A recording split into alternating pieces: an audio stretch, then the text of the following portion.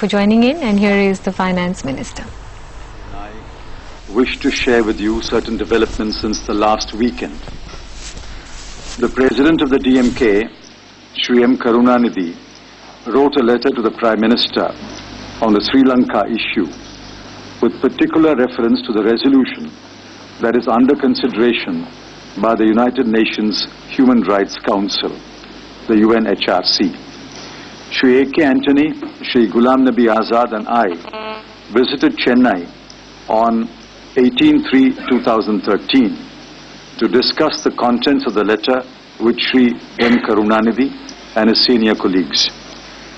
As you are aware, and as disclosed by Sri M. Karunanidhi, the DMK urged the government to bring amendments to the draft resolution before the UNHRC and also to take steps to bring a resolution to be adopted by Parliament.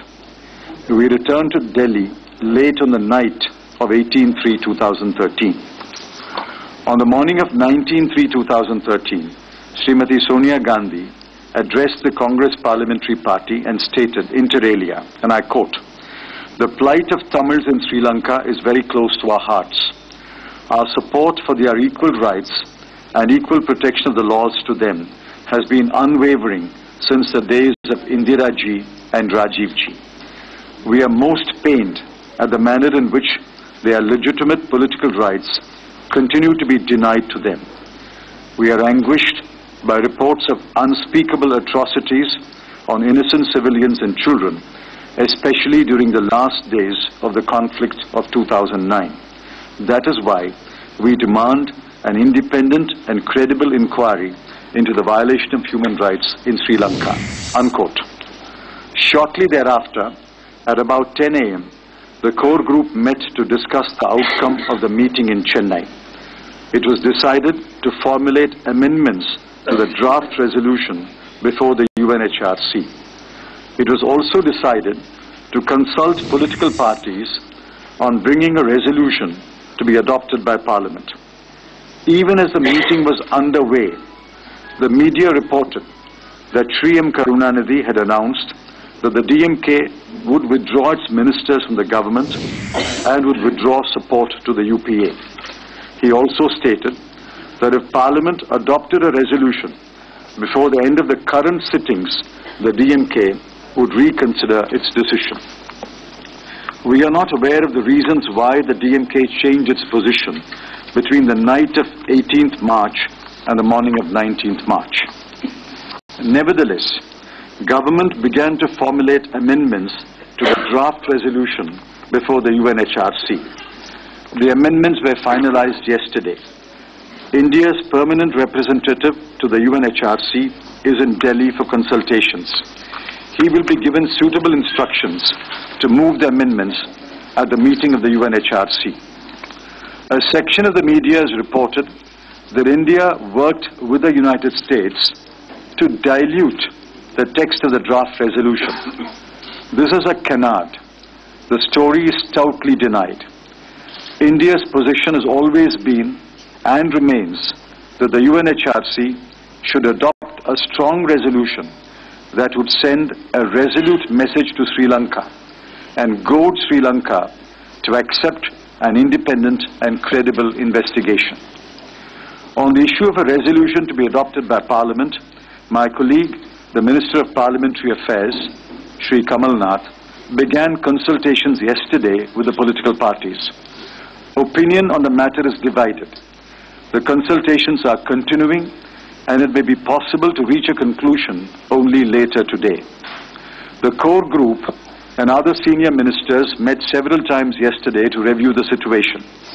Even as another meeting was underway late last night, DMK leaders met the President of India and gave a letter withdrawing support. We are not aware of the reasons why the DMK changed its position between the morning of 19th March and the night of 19th March. In the meanwhile, the Chief Minister of Tamil Nadu has written a letter dated 18th March to the Prime Minister urging that India should move amendments to the draft resolution before the UNHRC. As far as the government is concerned, our position is that we intend to move amendments to the draft resolution before the UNHRC. We will also continue to consult political parties on bringing a resolution to be adopted by Parliament. I wish to just say a few lines in Tamil. 18ஆம் தேதி இரவு திரு Anthony, திரு குலாம் நபி ஆசாத் மற்றும் நான் சென்னை சென்று திராவிட முன்னேற்றக் கழகத்தின் தலைவர் திரு கலைஞர் அவர்களையும் அவருடைய சகாக்களையும் சந்தித்தோம். அந்த சந்திப்பின் இறுதியில ஐநா மனித உரிமை கழகத்தில் கொண்டு வரப்படும் தீர்மானத்துக்கு அரசு திருத்தங்கள் கொண்டு வர வேண்டும். அதுவுமன்றி நாடாளுமன்றத்திலே அனைத்து கட்சிகளும் ஒரு தீர்மானத்தை நிறைவேற்ற வேண்டும் என்ற கோரிக்கையை வைத்தார்கள். அந்த கோரிக்கைகளோடு நாங்கள் 18ஆம் தேதி இரவு நள்ளிரவை ஒட்டி டெல்லி திரும்பினோம்.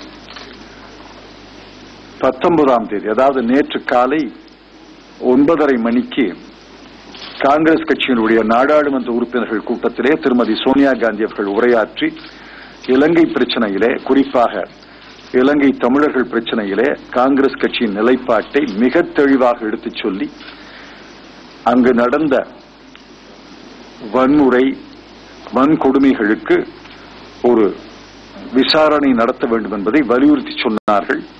அந்த உரை பத்திரிகைகளிலே வெளியாகி இருக்கிறது. அவர்கள் உரையாற்றிய பிறகு 10 மணி அளவிலே பிரதமர், காங்கிரஸ் தலைவர் மற்றும் மூத்த அமைச்சர்கள் சந்திப்பு தொடங்கி பல முறை நேற்று சந்தித்தோம். 2 விஷயங்கள். ஒன்று, மனித உரிமை கழகத்தில் அந்த தீர்மானத்திலே திருத்தங்களை கொண்டு வருவது. இரண்டாவது, மற்ற அரசியல் கட்சிகளை சந்தித்து பேசி நாடாளுமன்றத்திலே ஒரு தீர்மானம் நிறைவேற்ற முடியுமா இல்லையா என்பதை ஆராய்வது. அந்த கூட்டம் நடந்து கொண்டிருந்த போதே திராவிட முன்னேற்றக் கழகம் தன்னுடைய ஆதரவை விலக்கிக் கொண்டதாக செய்தி வந்தது. இருப்பினும் எங்கள் கூட்டங்கள் தொடர்ந்தன, கலந்த ஆலோசனைகள் தொடர்ந்தன. மனித உரிமை கழகத்தில் கொண்டு வரப்படும் தீர்மானத்துக்கு எந்த திருத்தங்களை கொண்டு வருவது என்பது நேற்று மாலை முடிவு செய்யப்பட்டது. நம்முடைய பிரதிநிதி ஜெனீவாவில் இருப்பவர் டெல்லி வந்திருக்கிறார். அவருக்கு உரிய வழிமுறைகள் தரப்பட்டு அவர் மீண்டும் ஜெனீவா சென்று அந்த திருத்தங்களை அங்கே முன்மொழிவார். இதற்கிடையே நாடாளுமன்ற விவகார அமைச்சர் திரு கமல் நாத் அவர்கள் மற்ற அரசியல் கட்சிகளை கலந்து ஆலோசிக்க தொடங்கி இருக்கிறார். சில கட்சிகளோடு பேசியிருக்கிறார். நாடாளுமன்றத்திலே தீர்மானம் நிறைவேற்றுவதை பற்றி 2 கருத்துக்கள் இருக்கின்றன. இன்றும் அவர் மற்ற கட்சிகளோடு கலந்து பேசுவார்.